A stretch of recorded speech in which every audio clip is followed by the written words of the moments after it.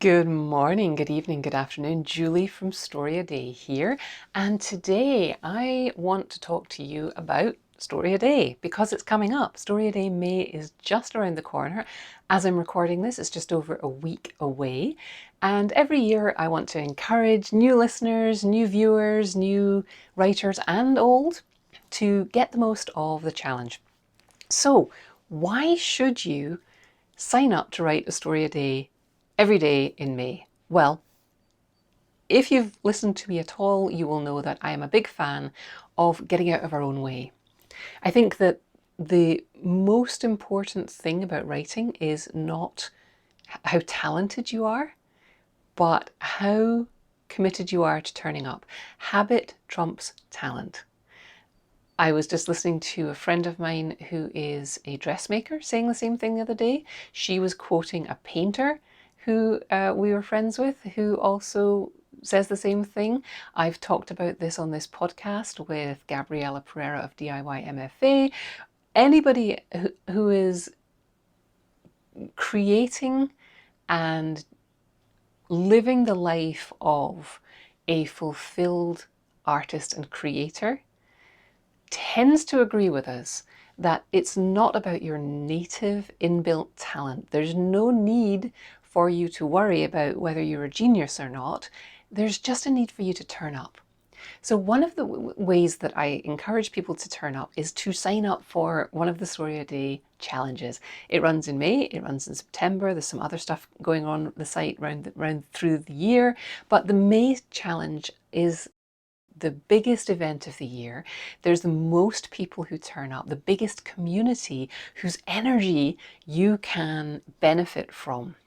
And there's a lot of excitement around the event.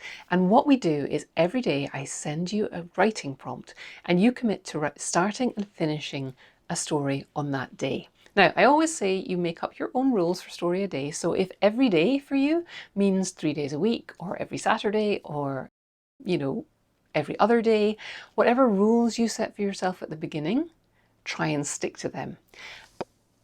So that's the classic challenge. And I encourage you to do that because when you do that, knowing that you're going to be writing every day means that something flips in your brain. You get the switch goes on and you start to walk through the world like a writer. Knowing that you're going to have to come up with a new idea and write a story about it tomorrow means that when you finish today's story or as you're walking through the world today, your brain is looking for connections, looking for ideas. And it's those connections that are what creativity is all about. Steve Jobs talks about that in that famous commencement speech he gave about creativity is all about connecting the dots. And it's absolutely true. And you have to be open and looking for dots to collect. I call them story sparks, so I encourage you to write down anything over the next week or so as we prepare for Story a Day. I will encourage you to write down 3 story sparks a day. And story sparks are not ideas for stories, they're not premises for stories, they are just odd little things that you see throughout the day. What exact colour is the baby leaf on your cherry blossom tree this week? What does that bird sound like it's trying to say if it was talking in English or your native language? What does that woman that you saw walking down the street, how is her movement? All of these little colourful details that you will be able to incorporate into stories. We quite often in my family go out, when we're out in the world, we're like, where is everyone going? Just driving down the road. What about those people? And when you go to a restaurant, what's their story? That weird mixture of people sitting at that table over there. Do they work together? Is it a family thing? All of these things are story sparks that you can write down and don't worry about where they're going, just catch them. So I encourage you to catch 3 story sparks every day to get your brain turning over, to start getting creative so that when the 1st of May hits and you have to wake up and write a story, you've got a whole bunch of things to draw from. Other tips for the classic challenge are coming up in a minute, but I want to pause and address those of you who might be thinking, okay, this all sounds great, but I can't write a story a day for a month. That's a little much to ask. I'm tired. I've spent 2 years in my house. I haven't written anything recently. I don't even know if I can finish one story. You are asking too much of me, Julie. For you this year, I am creating a brand new challenge. The 31 days of prompts is still going to be there, all new prompts this year, as always, and it's all free. Don't worry about that. This year, I'm creating the fun size challenge. I deliberately called it fun size because it's all about having fun with your creativity. I want you to sign up for the fun size challenge if the regular challenge sounds like too much. And what will happen then is that you will get little notes from me every day. Just little tasks that maybe you want to complete. It'll be, for example, collecting story sparks, for example, downloading a document, for example, posting something to social media or your blog or wherever you, or you know, in an email to a friend. Little tasks that will just reorient you and keep you thinking about yourself as a writer. And then we'll start getting into working on one story. I will give you tasks that break it down into tiny little steps that will happen throughout the month of May. And you will never have to set aside an hour or 90 minutes or a half day to work on these tasks. They will all be teeny tiny things that you can look at the task in the morning and you can implement it at some point during the day. So if you can take 15 minutes after dinner, if you can take 15 minutes over your lunch break, I promise you, you will get stuff done. So if that sounds interesting, come over to storyaday.org/sign up and get yourself signed up for the challenge. And before we get started in May, you will have the opportunity to pick your flavor of the challenge. And if you're listening to this, or if you're in the challenge already and you signed up for one version but you think you'd like to take part in the other version, don't worry, you can switch tracks at any point too, because this is all about you getting some creativity, getting some words down, proving to yourself that you can do it. And I don't want you to feel like a failure if you don't do the thing you signed up for at the beginning. If you say, you know what, I wanted to do the full challenge, but I think all I'm going to be able to manage is the fun size version, that is an absolute win.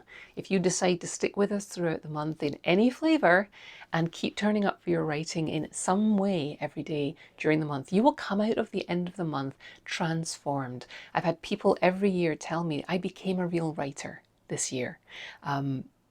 I started to take myself more seriously as a writer. I started to look forward to writing. I can't imagine not showing up for my writing anymore. My family takes it seriously when I say I'm going off to write. They understand, they get it, they see me treating myself with respect, treating my creativity with respect, and they echo that. You know, we have to set the example. We can't just expect people to give us permission to go and be creative. We have to put a line in the sand and say, this is my writing time. So the fun size challenge is going to let you do that like in little 15-minute bursts every day, but it gets you into the habit of treating yourself like a writer and you know, holding yourself like a writer, understanding that it's important to you and showing the people in your life that it's important to you. So that's the fun size challenge. Not too much more to say about that because you'll just sign up for it and I'll send you stuff in email and it'll be a lot of fun. If you are thinking about, well, this sort of counts for both challenges. There are ways to make it more likely that you're going to succeed and you're going to stick with your commitment throughout the whole month. And those ways include collecting those story sparks every day. Continue to write things down, little ideas, little flavorful moments that you can drop into stories, little questions that you ask yourself. Because the first week of the challenge, if you're doing the classic challenge, is usually pretty easy because you've got a whole bunch of questions and ideas and things you're interested in that are just kind of at the front of your mind. But by the second week of the challenge, you're like, oh, I gotta come up with something new. So if you're just writing down as you walk through the world, if you just keep your curiosity switched on and write stuff down and then forget about it so that you don't have to keep a whole bunch of stuff in your head, then any day when you want to write a story, you just open that little book of Story Sparks, that little folded piece of paper, that text file, wherever you're keeping them, and you're like, oh yeah, I saw that thing last week and that was curious. Maybe I could put that into a story. So collect your story sparks. That's part one.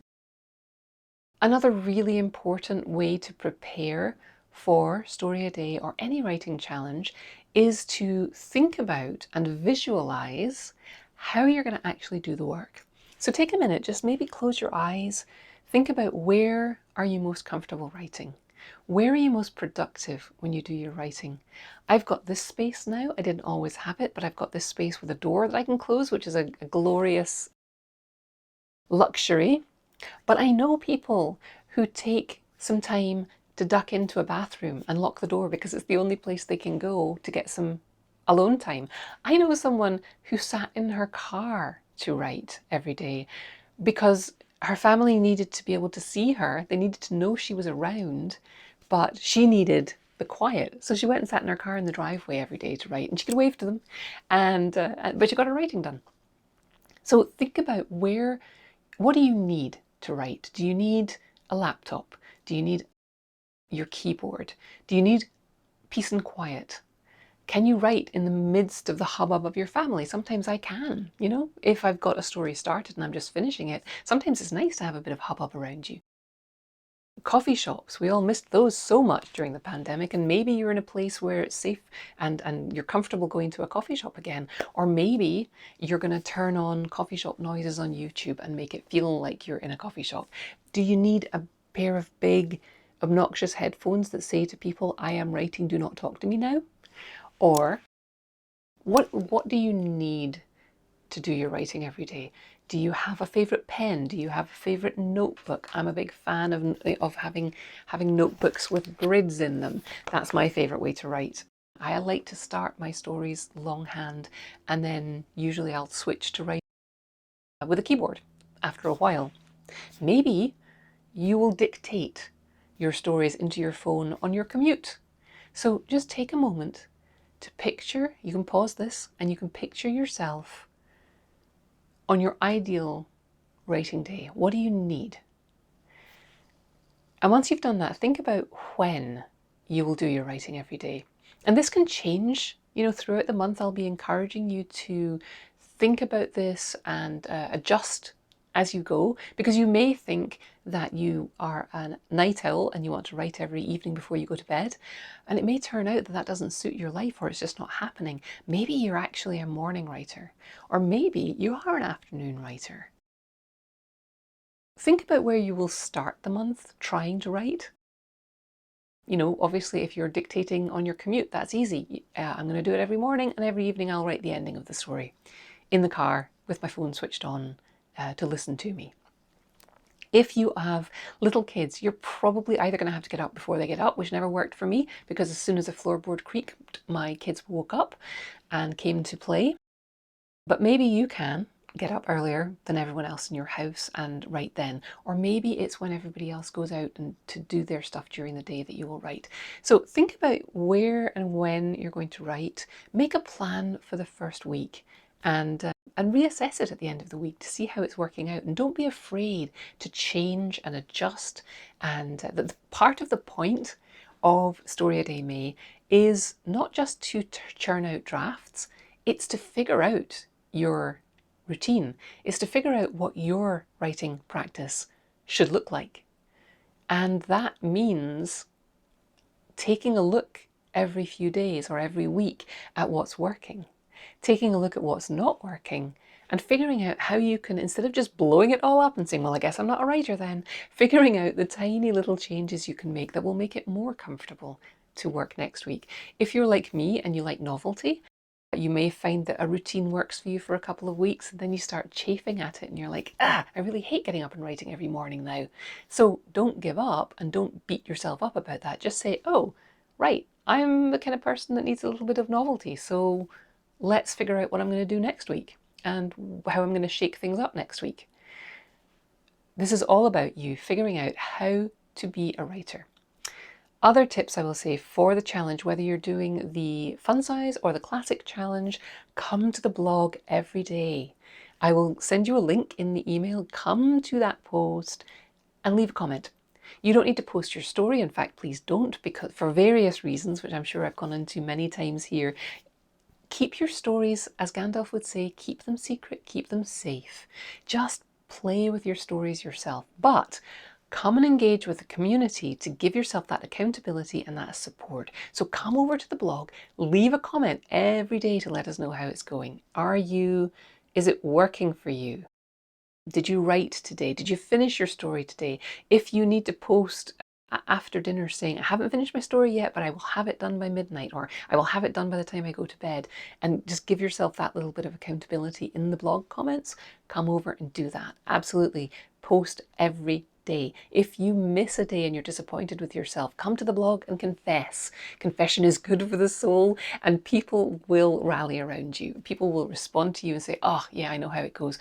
The final thing I will say about the challenge, the most important thing perhaps that I will say in this entire 16-minute podcast, don't give up. Don't try and catch up. So if you miss a day, let it go, is what I'm saying. If you've written 7 days out of 8, and on the 8th day, something happens, you get busy, you don't finish your story, somebody calls you, an emergency happens, you decide to go out for a walk and it turns into a party, and you don't get your story written, let it go. Turn up tomorrow, fresh day, fresh prompt, fresh task, move forward. All of the prompts will still be in your inbox. If you want to write to a prompt that you missed, write to it in June, write to it in July. Just keep moving forward. This is not about the catching up and writing 31 stories or doing every task on the day that it is sent. This is about you being a writer for the long term, and learning how to pick yourself up when you fall down is part of that process. It's why persistence and consistency and continuing to show up and continuing to engage with the community are so much more important than talent. I know talented writers who have never finished anything. I know talented writers who have finished things and never sent them out into the world. It doesn't really matter if you're not doing the work. And doing the work is a huge part of doing the work is allowing yourself to be human, to be flawed, to fall down, and to get back up again, and to keep moving forward and let the disappointments flow off your back. So, collect your story sparks. Sign up for the challenge so I can email you every day. And you will have to sign up at storyaday.org/sign up if you want to participate this year, even if you've participated in past years, because that's how I'll know you want me to email you every day. I'm not going to email everybody every day unless they want me to. So collect your story sparks, sign up for the challenge at storyaday.org/sign up. I will give you an option to choose your flavor of story a day once you've signed up. Commit to a particular way of writing, whether you're going to use your laptop or your notebook. Get your supplies together now. Think about where you will write and when you will write. Acknowledge that you're going to have to tweak and change and flex and flow as the month goes on. Commit to coming to the blog every day and leaving a comment to let us know how it's going. It's important to have that accountability. And promise yourself that you will let it go if you flub. If things aren't going well, you'll just keep showing up. If you decide to stop writing partway through the month, make a plan for when you're going to start writing again and stick to it, and leave us a comment and let us know. So let mistakes flow off you. Try your best. Doesn't mean going flat out. It means giving your writing and yourself the respect that you deserve. I'm really excited for everyone to get to see all the new prompts this year, and I'm really excited to share with you this slower, kinder, gentler challenge that is the Fun Size Challenge. So get yourself signed up, and I will be in touch. If you have any questions, you can come over to storyaday.org/podcast and leave me a comment, or you can leave a comment on this video if you're watching the video, or just email me, julie@storyaday.org. I hope that's inspired you to think about how you're going to participate in the challenge this year. I hope you are going to participate in the challenge this year. Invite a friend. I want everyone to be participating this year. I want thousands of people, because it is so much fun and your stories need to be told. And the stories are how we make sense of the world, and stories are how we connect. Stories are how we create empathy with people who are not like ourselves. There's so much need for that, and your experiences and your stories can only be told by you, and we need them. The world needs them. Your voice matters. So I hope you'll sign up for the challenge, and yeah, get in touch with any questions, and most of all, keep writing.